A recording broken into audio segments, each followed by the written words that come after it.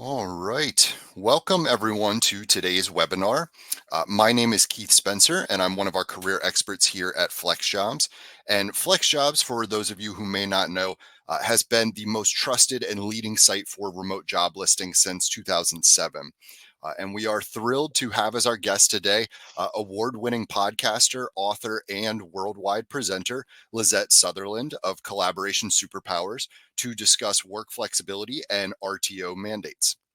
Now, before we dive in, I do want to cover a few housekeeping items. This will be a 45-minute webinar with a presentation by Lisette, followed by an audience Q&A. This webinar is being recorded, and the recording will be emailed to you later this week. And if you would like to ask a question, please make sure to type it in the Q&A section, not the chat section. And you can also use a thumbs up to vote up any other questions that you would like to hear answered. We likely won't be able to answer everyone's question, but I am confident that you still will learn something helpful. So with that being said, welcome Lisette, and thank you for joining us. Thank you for having me. I love collaborating with FlexJobs, so it really is an honor to be here. And thank you to all of you out there joining from all over the world. I really appreciate you choosing to spend your time with me here today. We're going to be talking about flexibility in the future of work and how to navigate the return to office mandates that are happening all over the place. And before we start, I just want to say that I have a remote working success kit available for the audience that has all kinds of guides and handouts that we're going to be talking about throughout the presentation. You can download that at collaborationsuperpowers.com/superkit, and you'll get all of that in there. And for those who are watching live, if you download the super kit during this webinar, I am going to give away 3 packs of virtual meeting cards at the end. So you see them over there. This is one example. This is a virtual meeting card that I use often. You're on mute, or, oh, I love that idea. So I've got a whole pack of cards here, and I will actually mail 3 physical packs of cards to anybody that downloads the super kit. I really don't like to argue with people whether remote or in person is better because it depends, right? It depends on the person, it depends on the company and the situation. I'm much more interested in talking about what happens if we can't be together in person, which is it happens a lot with sick children at home or the plumbers coming or just our teams are in different places, right? And so for 10 or more years, my advice to companies has always been you want to set yourself up to be remote first and have the systems and processes in place to be able to be remote in case something happens, like sick children or the plumbers coming at home.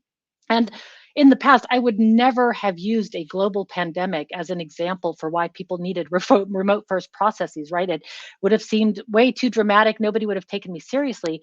But here we are, and we've been working now remotely in many ways or in hybrid for almost 3 years now. And yet the return to office mandates keep on coming. And leaders keep saying that productivity is down, people are disappearing, and company culture is suffering. And in fact, a couple of months ago, my best friend from Phoenix was visiting me here in the Netherlands, and I was on the call with him as his CEO was announcing their return to office mandates. And directly from their company handbook, this is what it says: it says to have meaningful collaboration and promote creativity and spontaneity, we need to have people back at the office at least 1 day per week. Our objective is about effective collaboration, building connection, and harnessing serendipitous interactions. And so, as our first poll question of the day, Keith, if you could launch the poll question, I want to know, what is your work situation?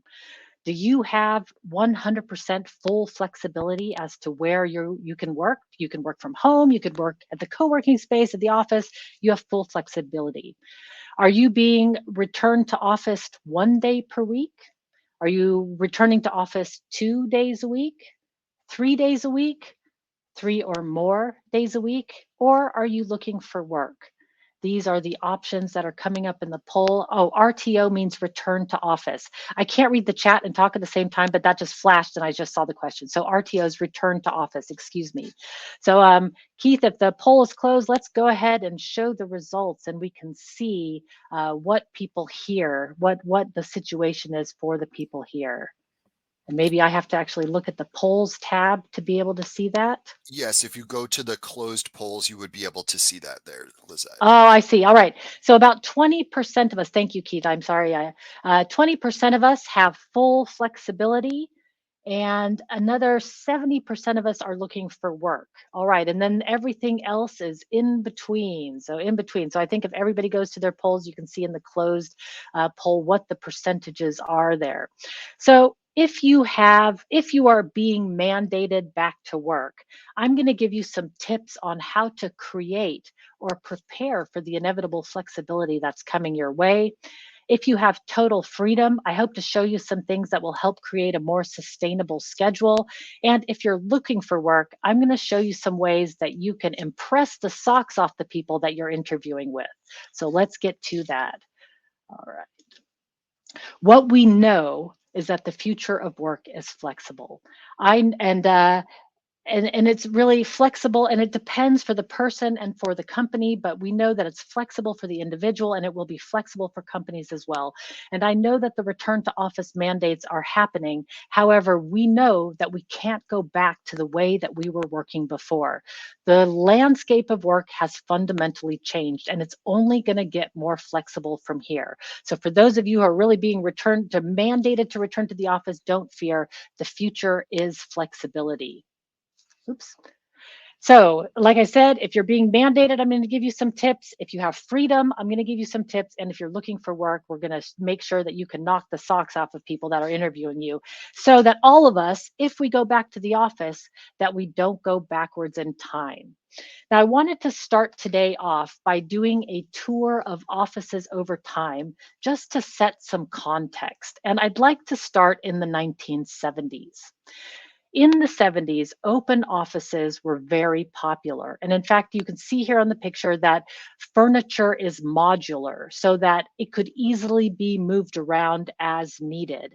And the way that we would keep time is on these physical boards, right? So you'd actually have to physically move the marker on the board if you were going out to lunch. If you're taking Tuesday off, you weren't going to be there, right? So we would physically have to show where we were.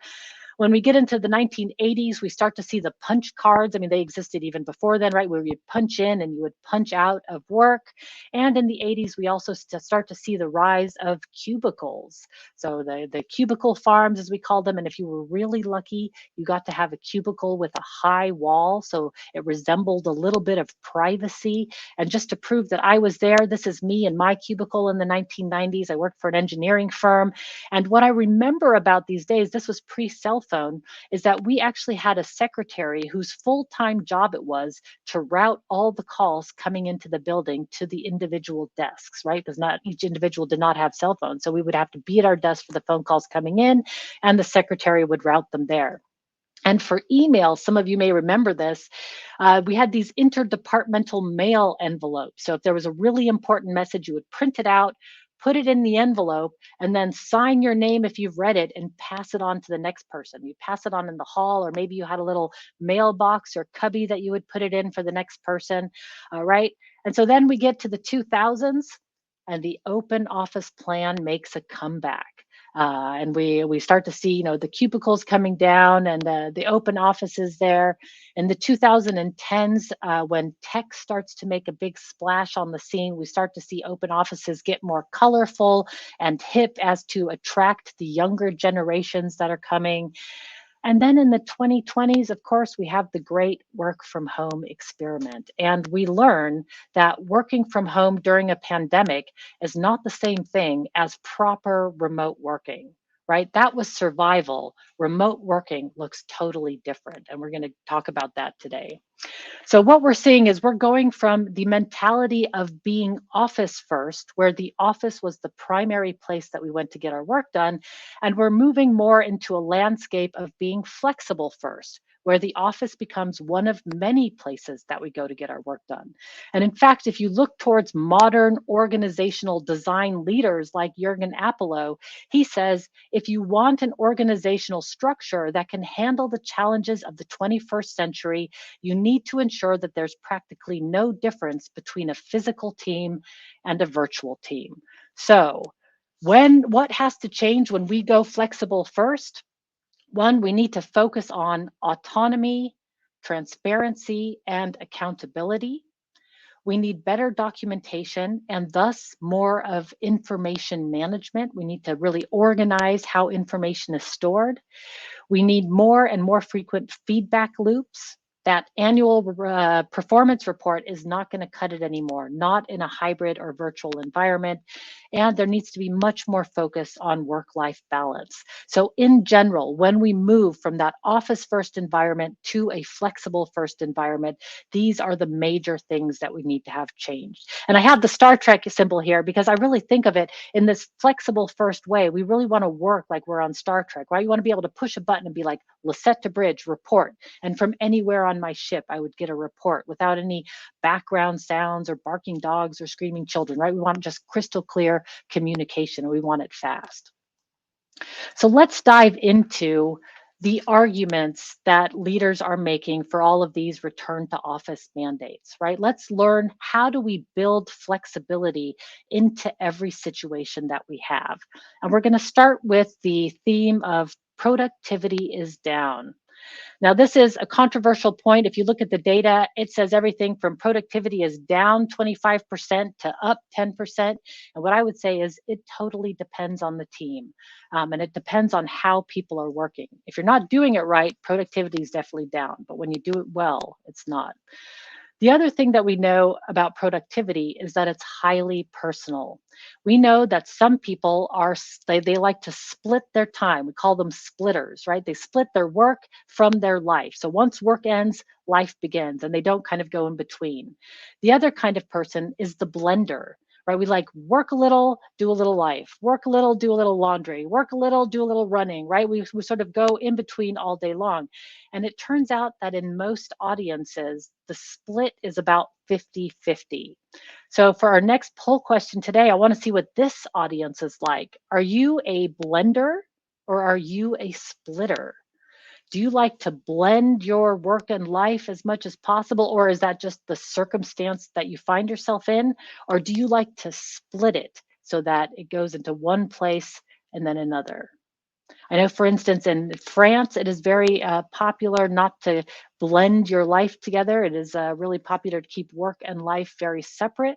So I'm just curious, in this audience, are you a blender or splitter? All right, I'm going to the polls and I'm looking at the polls, and it looks like we have exactly almost a 50-50 split. It's 50% blender, 45% splitter, and the rest are other. And I'll have to go back to the chat later to check out what people are saying because I can't read it and talk at the same time. But thanks for doing that. So, what this comes down to, like I said before, productivity is very personal, and each of us need different things in order to be productive. So, the first place to start in terms of creating more flexibility is to be very clear on what you need in order to be productive for yourself. And what the remote work community recommends is to create a personal user manual. Now, I'm going to put my personal user manual in the chat, and I can do that while I'm talking because it's just copy and paste. So, I'll put it in the chat. You can also scan the QR code on the slide and take a look at it. But you can see that in my personal user manual, I've got the languages that I speak, my time zones and working hours, my communication preferences, some of my quirks, things that you need to know about me. Like, I'm a really slow writer. And so if you give me a writing assignment, it's good for you to know that I need extra time. And for myself, it's really good to just make sure to schedule the extra time that I need. So a personal user manual can be really useful in a number of circumstances, and I'll discuss those in just a second. You're probably wondering though, why does she have a picture of Depeche Mode on the screen with her personal user manual? And that is because a few months ago, my father-in-law, whom I've known for 15 years now, he took a look at my personal user manual. I keep it in the signature of my email, and he saw that I was a big fan of Depeche Mode. Now, what I didn't know about this man, who I've known for 15 years, is that he was also a really big music fan. Neither one of us talked about it because no one in the entire family likes music except us. And so, and he's a football guy, I'm into sewing, so it just never came up. So once he discovered that I was a Depeche Mode fan, we started exchanging music links, discovered we have a lot in common musically. And in fact, we're going to see Depeche Mode together. So Personal user manuals are not only good ways for us to get really clear on what we need, but it's also good to let other people know what it's like to work and collaborate with you, and maybe share something personal about yourself. Like, you love all Depeche Mode fans out there, like, let me know, let me know. So that's one thing. Now, this is my friend Daya's personal user manual. She uses it during the interview process so that people can get to know her more quickly. She also likes to use it during the onboarding process so that her team can get to know her quickly. And it really helps with her on team building and networking. So lots of different uses for a personal user manual. So what I want to ask for you in this next poll is, how many of you have a personal user manual in place? And if you have one and you're willing to share, I would love to know, what tool are you using? And if you want to take it one step further, you can share a link to your personal user manual in the chat and use it as a networking opportunity with the other people who are on this call. So we'll see, maybe you'll just meet the perfect job prospect or your future colleague. So feel free to share a little bit of information in the chat with people about your personal user manual. And I'll go to the poll and we'll see how many people now have the manual. We'll see. Oh, I have to go to closed polls. 95% of you don't have a personal user manual. If you're interviewing for a job and you want to impress people, show them that you've got a personal user manual and tell them about how you're working. I promise you it'll get you a heads up in the interview process. All right. Now, just to remind you that you can download the personal user manual guide in the super kit. So if you download the super kit, again, collaborationsuperpowers.com/super kit. I think I've got it right here. I can copy and paste it. You can download the personal user manual guide. And if you're a Miro fan, I also have some free Miro templates that you can use with that. Oops. All right. Now, I'm going to continue to talk about productivity because it weaves into our other topic, but I want to move on to the argument that leaders use that people are disappearing. One of the things that can happen is that when we're out of sight, we can become out of sync, and we definitely don't want that to happen. And so some of the things that we can use are actually tools to keep us in sight. One of my favorite kinds of tools is this virtual office, and it's exactly what it sounds like. It's an office that you go to online. Each one of these individual boxes represents a room, and you can see these little icons. Those are people in each room. Now, you can only hear and see the people that are in the same room as you. So the four of us up here, we're down here in the lounge, and we have just discovered that we all have cats. So another great way of connecting with people online. So this is a virtual office. Welo is my personal favorite virtual office, but you can use any tool. There's dozens of tools out there. Another way that we can be more visible is using telepresence robots. This is the Suitable Technologies office. They have 50% of their people there in the flesh and 50% of these people beaming in on these drivable robots. And so all of their meetings are sort of these hybrid meetings with some people there in person and some people there in a drivable robot, and their office works just fine. And then there are, of course, people who are using virtual reality, and we're seeing this more and more. Now, lots of disadvantages and advantages to virtual reality. I know for myself, it takes me about 3 minutes with the Oculus Quest before I am nauseated beyond comprehension, but it is getting better and better over time. And we know that the people that are experimenting with these kind of technologies really will have superpowers in the future. So the whole thing to say that the idea that people are disappearing really calls for the need for more transparency in the workplace. And transparency can be built in a number of different ways. One of the things that we know about group cohesion is that part of it is knowing what other people are doing. So when we're building transparency into our systems, what we want to really do is work out loud and make our work more visible to others so that they know what we're doing. And in fact, Ryan from X Team has said, people respect you more when they know how you contribute, and they start to question your value when they don't know how you contribute. So even more reason to work out loud so that other people understand how we're contributing. And one of the main things I like to tell people is, teams that collaborate intentionally will have superpowers. So if you have your personal user manual, that is one level of intention. The next step from there is to create an agreement with your team for how you're going to work together. What is normal behavior for your team? And as part of the super kit, I've got a team canvas for how to sort of start the conversation about what's normal behavior. And we start with defining our values, because our values drive our behaviors, right? So you could have a culture of transparency, or you could have a culture of corruption. Both of those derive from our values, right? Then we go and we talk about the information that we need to share, how we're going to communicate, how do we know what each other are doing. And at the very bottom, I've got, which that forms the base of the whole canvas, is well-being. What do we need in order to take care of ourselves and each other? So before I show you some examples of team agreements, I'd like to understand here, do you have a team agreement in place? And if so, what tool do you use for your team agreement? So do you have a team agreement in place? Now, I know a lot of you are looking for work. So if you're looking for work and you've had a team agreement in the past, you can go ahead and answer yes. So it can be in the past or now. And if you do have a tool that you use, please share that in the chat.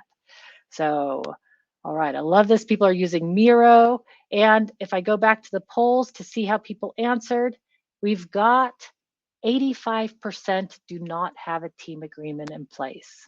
So if you want to knock the socks off the people that you're interviewing with, one, have a personal user manual. Two, maybe show a team agreement from a previous team that you've worked with, or ask them if they have a team agreement in place. It shows that you know what you're talking about. All right. So I want to show you mine. This is the team agreement canvas that my team filled out. We've just basically started the conversation by placing sticky notes and then talking about it. And once we had agreed on everything, we actually put it all together into a Google Doc, and I'm going to put the Google Doc into the chat. It's publicly available, so you can see my team agreement with my team.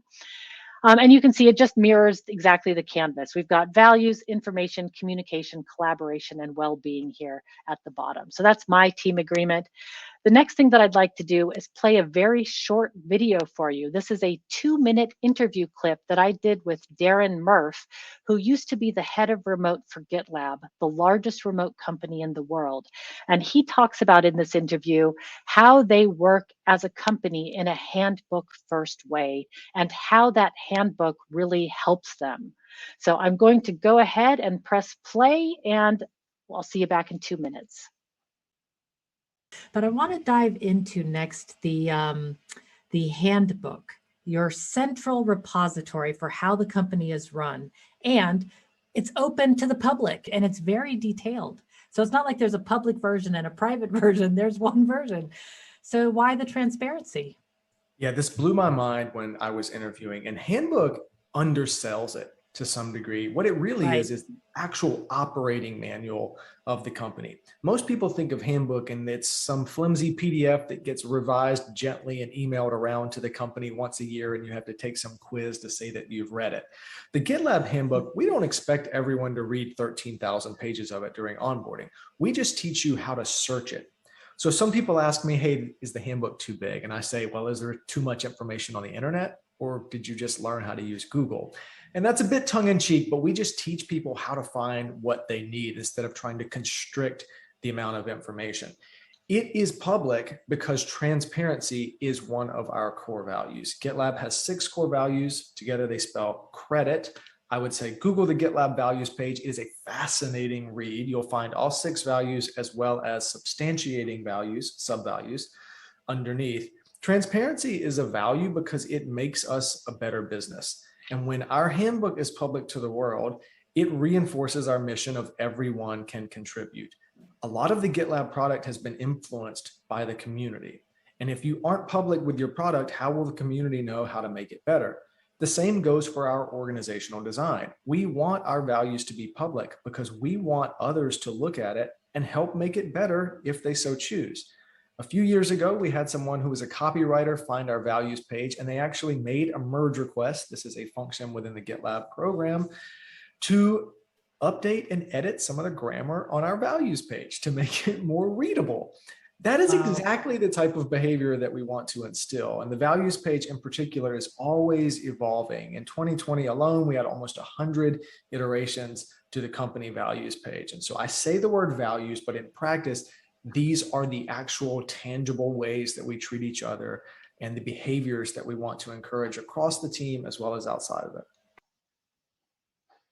I love that. I love that how Darren shows. Oh, I think I have to close the video. Okay, thanks, Katie. So I love how Darren shows the importance and how they use it and how it helps create the culture of transparency that they have at GitLab. Now, it doesn't need to be 13,000 pages, of course. They have a very special culture there, and they've been working remote from the beginning. I want to show you an example of a team that did something smaller. They're just using a Miro board. This is a Scrum team, a small Scrum team. They're just using a Miro board to outline their processes and how they're going to work together, and it's fluent. It sort of changes at every meeting because the way that they work is fluent and what they're working on is fluent. So that's an easy way to do it. And another example I'll give is from Allie Green, who wrote the book Remote Works. She and her team are digital nomads. And so what they have as their team agreement is they've agreed to meet every Monday and discuss how they're going to collaborate for that week, because their entire team is traveling at any given time and they're not in the same place or the same time ever. So they just have a sort of a rotating team agreement where they just decide every week how to do that. However you decide to do it with your team is the right way to do it with your team. It will evolve over time, but not having one is not going to help. So last year around this time, I actually had the great honor and pleasure of interviewing astronaut Paul Richards, who spent over 300 hours in space. And what he said to me is that astronauts train to have the right information at the right place at the right time. And while most of us don't need to be as rigorous as astronauts do, the same concept applies to remote working here on Earth, right? We want to make sure that we have the right information at the right place at the right time, and creating a team agreement is a great way of getting us there. Now, the other thing that a team agreement does is it helps create more transparency into the way that we're working and how we're working. And it's important because one of the things that many of us are experiencing is information overload. And in fact, a year ago, the survey came out that showed that on average, we each have about 6 work applications sending us notifications at any given time. And that most of us are replying to these notifications outside of our own designated working hours, the ones that we came up for ourselves. And many people, most people, find it difficult to switch off because we're preoccupied about thinking about what we need to do.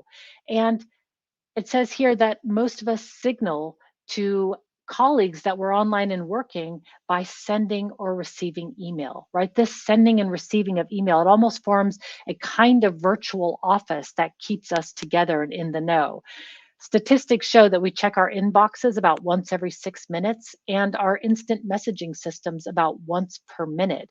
And that constant back and forth between our inbox and our work and our messaging and our Slack and our work and our Teams and our work, it doesn't give us the kind of deep, concentrated focus time that most of us actually need to get the work done.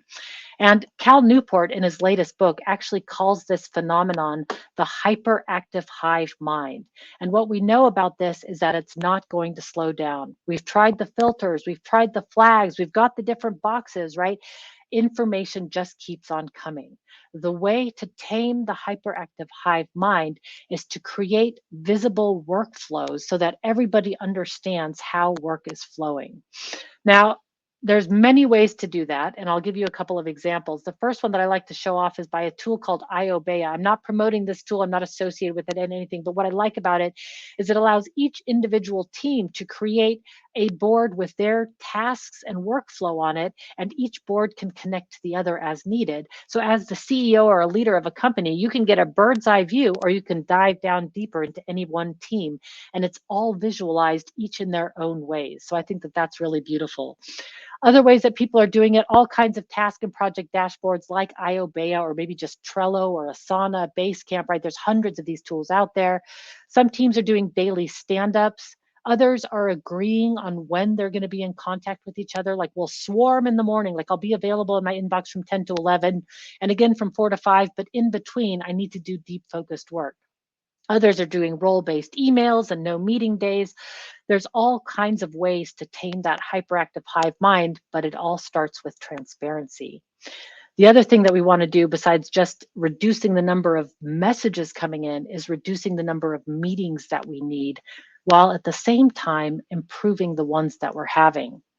Now, to reduce meetings, one of the first things we have to ask ourselves is, do we really need that meeting, or can it be done differently somehow? Can it be an email? Can it be recorded? Could this be asynchronous in one way or another? Right? One of my favorite quotes from a workshop attendee was, invitations aren't obligations. Just because you invite me doesn't mean that I need to be there. And there's a number of techniques that people are using to decrease the number of meetings in their schedule, everything from meeting-free days to office hours, virtual co-working. And one of my favorite ones is this energy calendar. This person color-coded all of their meetings, and he color-coded them red for the ones that drained his energy, green for the ones that gave him energy, and yellow for the ones that was like it could go either way. And then at the end of the week, he would do something about all the red meetings. And so to ask this audience, I wanted to just see, what are some of your favorite techniques for reducing meetings beyond just saying no? Right? We can all say no. So what are some of your favorite techniques for reducing meetings? You can either do it with meeting-free days, the energy calendar, virtual co-working, right, where you just get together and work together, agenda buildup, where maybe the agenda, you put a certain number of things on the agenda and then you meet. So you don't have a reoccurring meeting. You meet when the agenda is full enough. I worked for a company once where we weren't allowed to have meetings. And if you wanted to have one, you had to convince people to join. So there's that. You can record your meetings or rate them afterwards, like maybe on a scale from 1 to 5. How is this meeting for you, right? What are the techniques that you use to reduce meetings? So one, this helps me understand where people are coming from, and it gives your audience a chance. All right, so I'm going to go to the polls, to the closed polls. The number one thing that people like for reducing meetings is to record their meetings. Interesting. And the number two thing is meeting-free days. The number three thing is to hold office hours. And the number four is agenda buildup. I encourage you to use any one of these techniques for getting those meetings out of the calendar. When we work remotely, it's just too easy to schedule, right? And these back-to-back meetings are not helping in the burnout department. It is not healthy to be staring at our screens for so long. And actually, when I interviewed NASA almost 10 years ago for the first time, they said that for every 45 minutes of meeting, they took a 5 to 10 minute physical break in between. I think that's a great rule of thumb. All right. Now, the last thing about meetings is, so instead of just reducing them, we also want to improve them. Atlassian came out with a report a couple of years ago that said a good meeting, for people to rate your meeting as being good, it needs only three things: a clear purpose, an agenda, and to start and end on time. That's it. The bar is low, right? So I would say, if you're going to run meetings, especially if you're looking for work, be the example that you want to see. If you have these easy things in place, people rate your meeting as good, and start from there. I have a whole course on better meetings that if people are interested in, I can send you more information. All right. So we've sort of gone through productivity. We've gone through what to do with people are disappearing. How do we create more transparency? Let's talk about culture and team building, because CEOs are saying our culture is suffering. One of my favorite quotes comes from Chase Warrington, who is the head of remote for a company called Doist. And he says, the team culture is primarily built by how you work together, not how you socialize together. So maybe in person, right, we can build rapport by having delicious pizza at the office, right? But actually, culture is really built by how we work together, which is why it's so important to work intentionally, to have team agreements in place, to have our work be visible, to create more transparency. All of that is about culture. And if you're a leader in an organization, or if you're applying to be a leader, Leaders must support and role model the behavior that they want to see.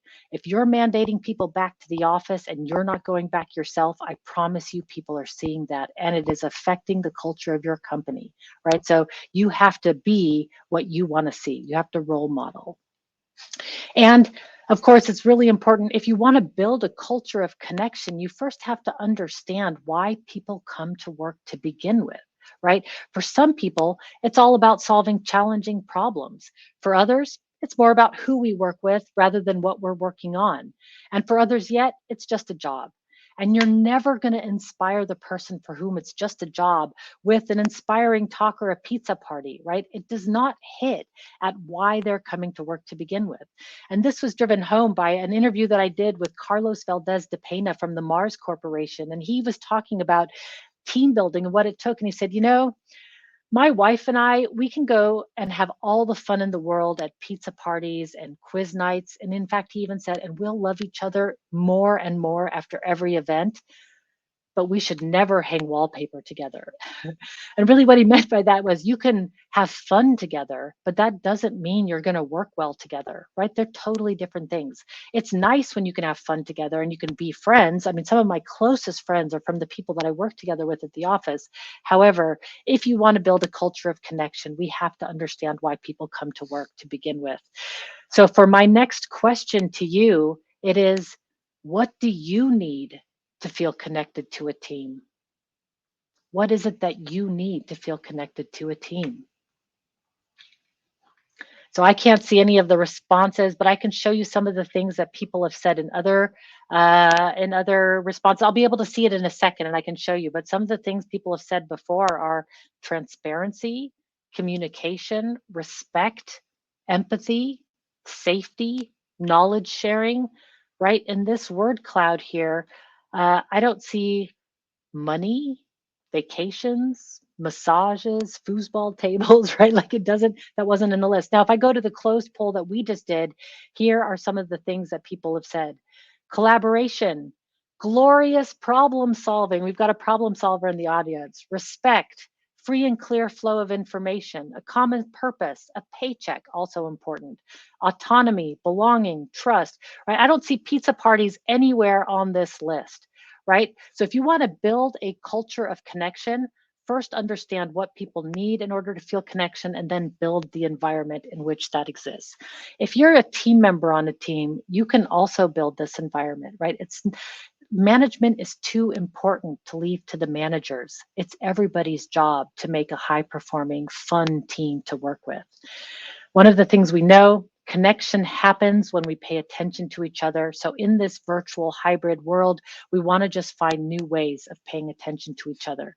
We can build team building into our everyday activities through informal channels, through icebreakers. I've got a whole list, right? We have to, and then treat social activities as part of the workday, right? And make attendance optional. Not everybody likes icebreakers or telling about themselves, right? Some people, it's just a job, it's just work, and they'll keep their life separate, and that's that. Also fine. So always make attendance optional. And one of the big things that I always say, if you want to create a culture of connection, use gratitude and appreciation generously. This is an email from my friend Abe, the guy in Phoenix that I talked about earlier. He actually sent me this picture. He sent it to a Slack group with me and some other friends that are in that. And he just said, hey, check out this nice email I got, made my day. It was from Nikki, one of his team members, who was just telling Abe how much she appreciated his support on the project. I mean, he took a screenshot and has put that on his background on his computer, so it comes up on his rotating pictures. That's how important it was to him. And he shared it with his friends. That one message went a long way. All right, some asynchronous team building ideas: holiday calendars, recipe exchange, compiling a playlist, virtual talent shows. I've got all kinds of things in the super kit, but if you're trying to find ways of doing more team building, there's some great asynchronous ways as well. And just to wrap things up so that we have at least a couple of minutes for questions, we know the future of work is flexible. So if you are being mandated back to the office, just know Flexibility is inevitable and it's coming. And it is in everybody's best interest to make it work, right? We as people get the freedom to live our lives the way that we want it, to design our days the way that we're most productive. And our companies get more close people that are not dependent on location, right?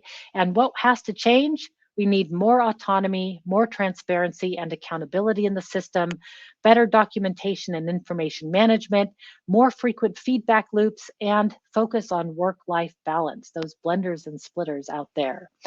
So if you go back to the office, don't go backwards in time. And we'll open the last poll just to hear what will you try after today's session. What are the things that resonated for you? Everything. I love it. I love it. The first answer is everything, and I appreciate it. And while we're getting the Q&A set up, I'm going to go ahead and announce the winners of the super cards. So I'm going to go ahead and look to the people that downloaded. I'm going to refresh the group here. And this is just totally at random. And you will get an email from me after this that will give you further instructions for how to get the super cards. So the first winner of today, and I'll just say the first part of the email to keep this private, is Pie Cloud. So Pie Cloud, I'm going to send you the first pack of super cards. Our second winner of the day is Eugen Vic. Sorry for the mispronunciations, Eugen Vic. And the third winner for today is Pallavi Pimpalkar. That was just fun to say. So that was I chose that just for, so excuse me for mispronouncing the names. Paula, and I'll send an email to everybody after this session is over so you can learn how to get your super kit. For those of you that didn't win, there is a printable version of the super cards in your super kit that you're downloading at collaborationsuperpowers.com/superkit. You will get the printable version there, so you can print those out yourself. All right, with 4 minutes left to go, Keith, I'm sorry I took up so much time. Do we have any questions that we can answer? We do have some questions, and I think we have time to fit in a handful of them. That information was great, Lizette. Thank you. So our first question here, this person's asking about, kind of creating a portfolio to showcase some of their work. But what would you recommend, if their work experience is really diverse? They give the example of, working as a teacher, community health worker, marketing manager, and coach. So what advice would you have for someone that wants to create a portfolio but has a real wide-ranging background?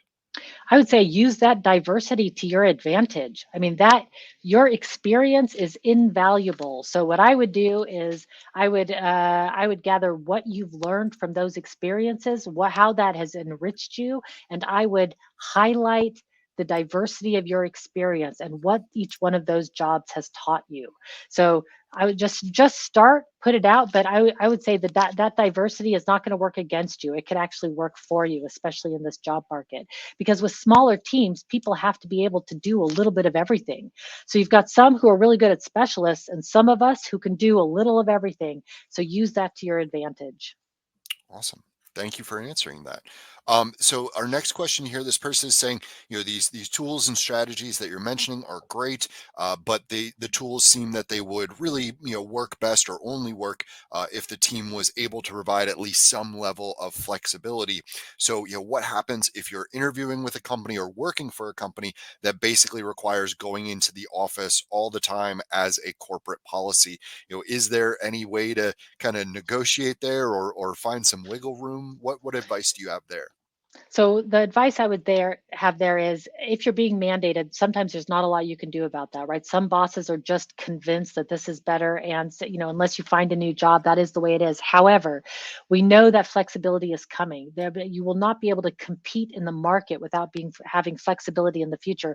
So what you can do now is start to prepare for that flexibility.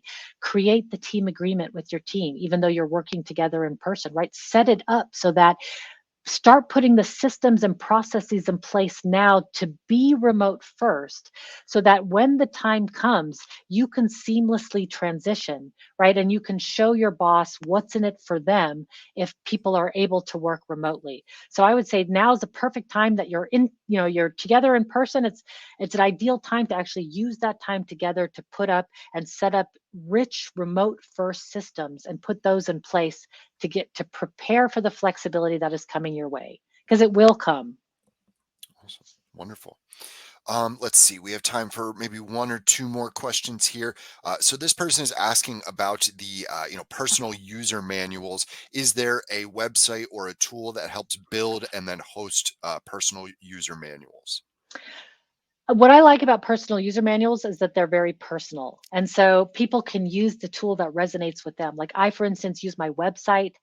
Notion is a very popular tool that people are using for that. I've seen Google Slides. I've seen Miro boards. So I would say the best place is the one that works for you. If you're leading or working on a team and you want to set this up with a team, it might be good to decide as a team Hmm. what tool you want to use. So that's another option. It's like, oh, everybody's going to use a Google Doc and we'll keep it in this one folder so that the team can access it. So there's no one right tool. It really is what you're comfortable with and also what you're comfortable sharing.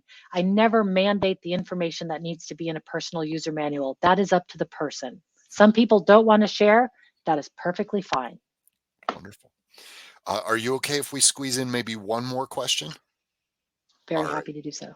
Wonderful. Thank you. So this question, it's a really good one. That's why I wanted to get it in. But how do you deal with someone that is, you've established these agreements, you've established these systems, but then maybe you have someone who is not respecting the system, and they're maybe wanting to check in with you to see what you're doing all the time or something like that. How would you deal with in a situation where someone's not respecting the agreement?